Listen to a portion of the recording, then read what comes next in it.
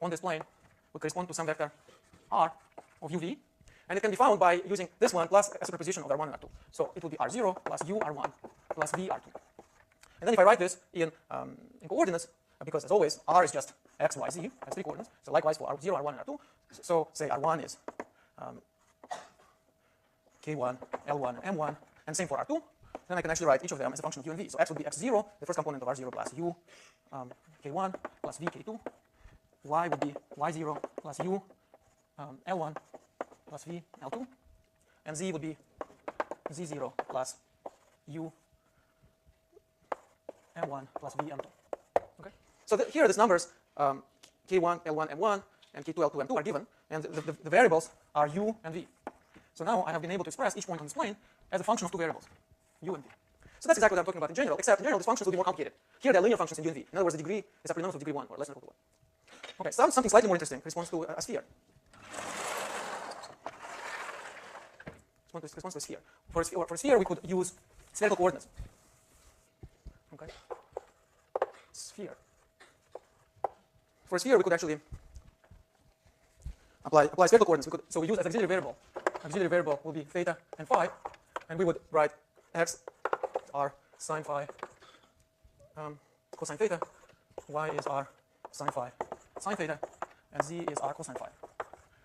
Well, r is a number, r is a radius, so the sphere is fixed.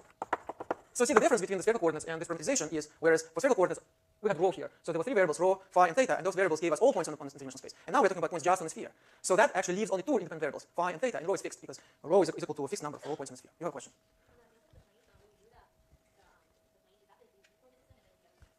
When I drew, the question is, what does this plane represent? So this picture means like that plane. No, that's a plane in a 3-dimensional space. But now I am relating it to a UV plane.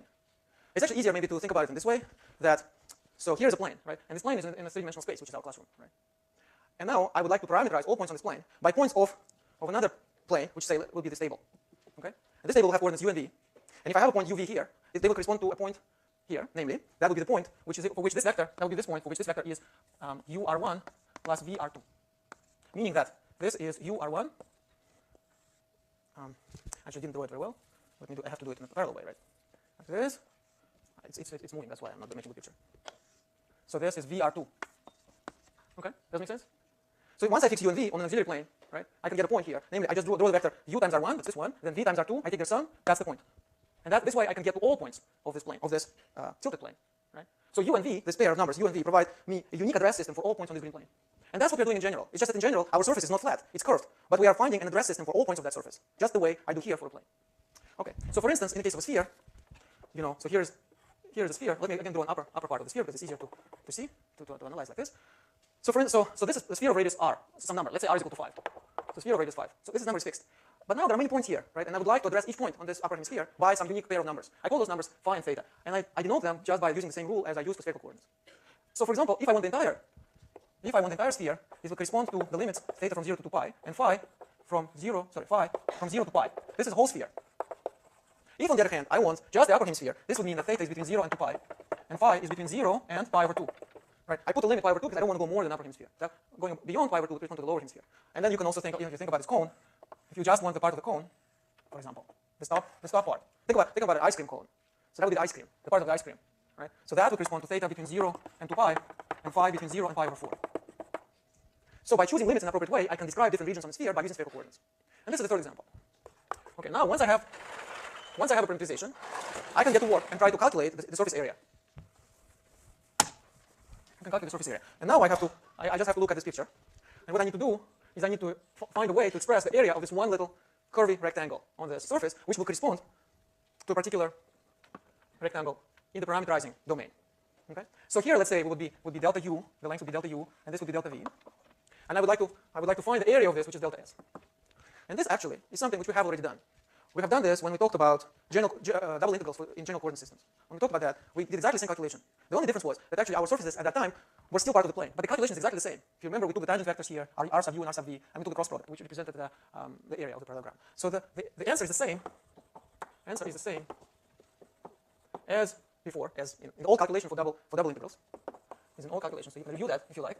Just to save time, I'll give you the answer, and the answer is that this is the absolute value of ru cross rv delta u delta v. this area of this little piece. So that's the formula. What are the RU? What do I mean by RU and RV? So R is just x of R of UV. It's just the vector, which position vector of the point x, y, z. So that's just x of UV I plus y of UV j plus z of UV k. And if I want to take R sub u, that just means taking the derivative of x with respect to u times I plus the derivative of y with respect to u times j plus the derivative of z with respect to u times k. Right? So what I mean by x sub u is just dx du. But it's just easier to write it. It's faster to write it like this, so that's why I write it. And likewise for R sub v is x sub v I. So you see, and now to find the area, and of course I would like to emphasize this is not the exact answer. This is approximate answer, just as before. It's an approximate answer for this little surface area. And what we need to do after this is we have to take the sum of all of this over all pieces of this partition, and then take the limit when the partition becomes finite. So and then we get the surface area. So this way we find that the area of this membrane of this two-dimensional surface is a double integral, but now it's a double integral over d. You see, d being this is d. D is a domain which is it's a flat domain. The whole purpose of the discussion was to replace a curvy surface by a flat surface, and to replace a curvy integral, which we're trying to define, by a flat integral. A flat integral we already know. We studied it months ago. It's been a while, right? So it's something which we understand fairly well. So the whole point of the discussion is to define the area as an integral but over a flat domain which we understand. The question is integral of what? And now we know the integral of what because we know the elementary area. And it's the same game as before. Once you know that the elementary object, you know the formula for the elementary object, which in this case is the area of this little piece, and is given in this way in terms of delta u and delta v, then you know that when you take the limit, this will get replaced by du dv, and this will be the function. Yes?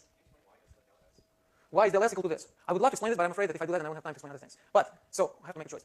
The reason why I'm not explaining this is because it's verbatim the explanation for general coordinate systems, which actually I didn't explain in great detail either, I have to confess. But I explained enough of it to convince you that that's the right answer. But think about the fact that, remember the fact that the cross product of two vectors always represents the area of the rectangle which is formed by them. So what I do here is that the calculation is done in the following way. I approximate this curvy rectangle by a flat rectangle formed by the tangent vectors. And then, once I have the two vectors, the area of the rectangle spanned by them is just a cross product. So the only question is, what are these two vectors? And when you do tangent vectors, you take derivatives. So if you actually look at this question, you will see right away. And actually, you have all the information you need to be able to find this because we talked about tangent vectors to lines, and this is actually lines. Sorry, lines, curves. It's a tangent vectors to curves. And you will see that the tangent vectors, these two tangent vectors, are r sub u delta u cross, and the second one is r sub v delta v. So actually, the answer comes out to this. Comes out to be this. But then I just take the delta u and delta v, which are numbers, out of the cross product, and that's how I get this formula. Maybe this is, if you look at this formula, you'll see it more. It will be more convincing. Okay.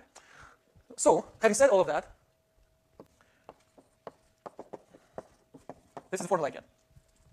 R sub u cross R sub v du dv, which is actually, you can also write, it's more appropriate to write as dA, the little piece of area on this flat region. So that's the formula for the area.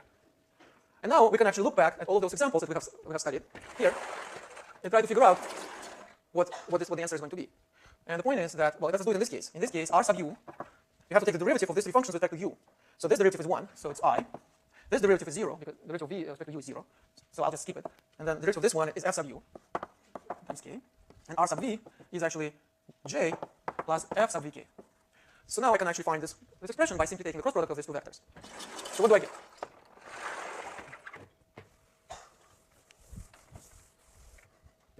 So R sub u cross R sub v, just use the usual rule. So you have I, j, k, and then you'll have 1, 0, f sub u, 0, 1, f sub v. Right? And that's what? That's negative f sub, right here. Negative f sub u I, negative f sub v j, plus k. And so its norm is the square root of f sub u squared plus f sub v squared plus 1. And so that's the function which, in this particular case, I would have to put here and integrate it over my flat domain parameterizing my surface. And that will give me the surface area, right? So it's very straightforward. Likewise, you can calculate the answer for sphere. For sphere, you just have to do the same kind of calculation. You have to find out what r sub phi is and what r sub theta is, put this together, calculate the cross product. This has already been done, so I'll just give you the answer.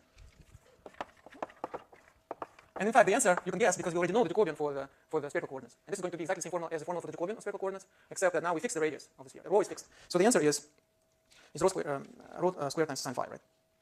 The answer was rho squared times sine phi, but now it's r squared times sine phi because it's fixed. So again, if you're working with a sphere, this is a function you'll have to insert in this integral to obtain this surface area. Okay? So that's surface area. This completes the case when your function is 1. So this is by definition. And the definition goes, usually we write definition from left to right, but now we write definition from right to left. Okay? So this is the definition for the integral over M. This was our first task, to calculate the surface area as an integral over flat region. So this is the answer. Okay? And the next step is very easy. The next step is we want to now calculate not just an integral of ds, not just ds, but we want to integrate an arbitrary density function. For example, think about the mass. If it's an aluminum foil, which has some parts heavier, some parts lighter, so the mass is distributed in an uneven way, described by this function f. So then this will be the mass. How to calculate this integral? Well, very easy. You just insert this f in this integral, and that's it. Okay? And this completes the definition of the first type of integral. And the reason why I'm kind of going so fast over this is because I would like you to appreciate the fact that this is really parallel to our derivation, for example, of the arc length of a general curve, or the formula for the mass of a general curve with a given density function. It's exactly the same derivation. What has changed is that now the surface is parameterized by two variables, whereas before there was only one. But the idea of the calculation is exactly the same. Okay? Any questions about this? So that completes the double integrals of the first kind. And now finally we're getting to something more interesting, which is the double integrals of the second kind, where we will be integrating not over we will not be integrating functions over surfaces, but we will be integrating vector fields, which is what is relevant to the Stokes theorem in particular. Okay? And now, before I give you a technical definition, or I give you the formal definition, I would like to motivate it by considering a real-life problem where this kind of integral shows up.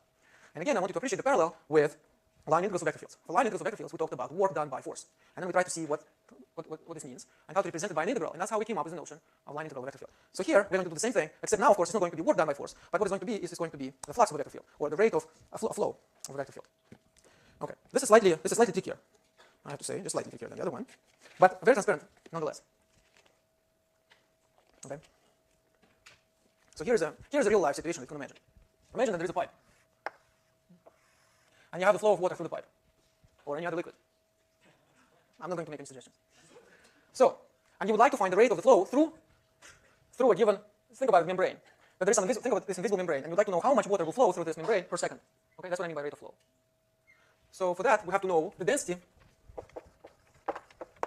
of flow, which will be amount of water per second, say, or per hour, whatever, per unit of time.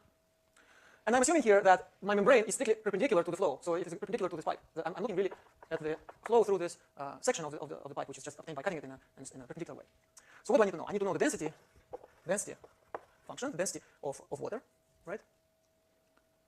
And I need to know the velocity. Mass, this is mass density. Mass density. Then I need to know, so this is mass per a cube of a measure of length, let's say meters. Then I have a velocity vector, right, whose length is the length of the velocity vector. So this is the velocity vector.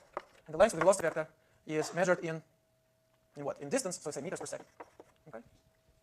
So what do I need to do? I need to, I also have the delta S, the area of this section, of this membrane. This is the area. So this is a meter squared. So what I need to do, I need to just multiply this. So the rate of flow is equal to rho times V, right, times delta S. That's pretty clear. Because, because over a given period of time, it will move, say, the water that will move through this membrane will correspond to this part of the pipe, right, which we find by multiplying, by taking the length of this velocity vector, multiplying by time, and multiplying by the area of this membrane. So I think it's pretty clear, okay? So now I would like to make it more complicated. So first I have to make this more complicated, and then it will become easy. That's always the idea, right? And here's what I want to do. I would like to now understand the flow, not through this one, which is kind of perpendicular, but through another one, which is tilted, through another membrane, which is tilted like this. Okay? Okay? So what has changed now? Well, the point is what has changed is that what will contribute now to the flow through this membrane is not V. It's the component of V which is perpendicular to this membrane. So this little membrane will have a normal vector n. Let's call it n. And what will matter now is not V, but the component of V along n. Because you can decompose the velocity vector, right? Let me draw this picture one more time. This is my membrane. This is n, and this is V. So V has two components now. One is the normal component, which is, let's say, this one, and the other was the tangential component. So you can think that the flow of the water is combined, the flow of the water through this membrane is combined of two different effects. One is some water flows in a perpendicular way, and one sort of water kind of flows is a superposition of flow in the perpendicular direction, and the parallel to the membrane. And of course, what is parallel to the membrane is irrelevant. Nothing flows. If the flow is just like this, there will be no flow through the membrane. So the only thing that you have that is going to contribute is just the normal component of this vector. And what is the component? So this is V. So let's remember again dot products, right? So the normal component, the length of normal component of V, the length of the normal component of V is just V times the cosine of the angle, which is formed by these two vectors. Right? That's